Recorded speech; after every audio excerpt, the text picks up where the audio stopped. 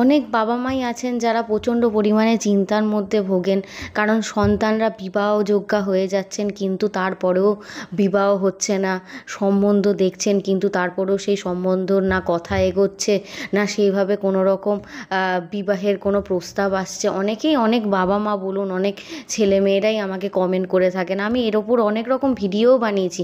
অনেকেই বলেছেন, ম্যাডাম আপনি কমলালেবুর ভিডিও বানাচ্ছেন, কমলালেবু তো সবসময় পাই না, কী করব। তো আজকে আমি বিবাহ যারা যোগ্যা আছেন, তারা যাদের বিবাহ খুব শীঘ্রই করতে চান, আজকে আমি এমন একটা রেমেডি বা প্রতিকারের কথাই বলবো।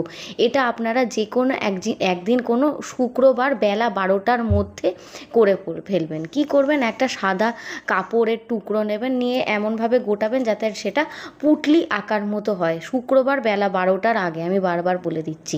কি কি নিতে হবে আপনারা একটু ভালো করে লিখে নিন, আমি ডেসক্রিপশানেও লিখে দেবো আর একবার করে। নিতে হবে 7খানা সুপুরি, 7টা পইতে, 7 টুকরো কাঁচা হলুদ, যদি কাঁচা হলুদ থাকে 7খানা টুকরো আপনারা নেবেন। আর নেবেন হচ্ছে 7খানা গুড়ের ঢেলা, মানে গুড় থাকে না ওই গোল গোল, ওরকম ধরনের 7খানা গুড়ের ঢেলা নেবেন, ছোট ছোট হলে খুব ভালো। 7খানা নেবেন হচ্ছেন হলুদ ফুল, 7টা হচ্ছে তামার টুকরো, তামা থাকে সেই তামার 7খানা টুকরো নেবেন। আর 70 গ্রাম নেবেন ছোলার ডাল।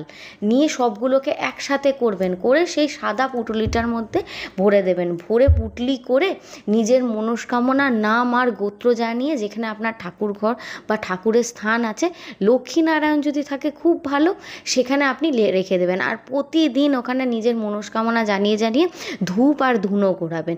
যতদিন না আপনার বিবাহের কথা একদম সম্পূর্ণ হচ্ছে ততদিন আপনারা করুন। এটা কিন্তু খুব টেস্টেড একটা রেমেডি। আপনারা করে আপনাদের বিয়ের কথা এগোলে আমাকে কিন্তু অবশ্যই কমেন্ট করে জানাবেন। আর এই টোটকাটা কিন্তু রোজ করুন, দেখুন আপনাদের কিন্তু খুব শীঘ্রই বিবাহের কথাবার্তা এগিয়ে যাবে। আর আমাকে কমেন্ট করতে একদমই ভুলবেন না।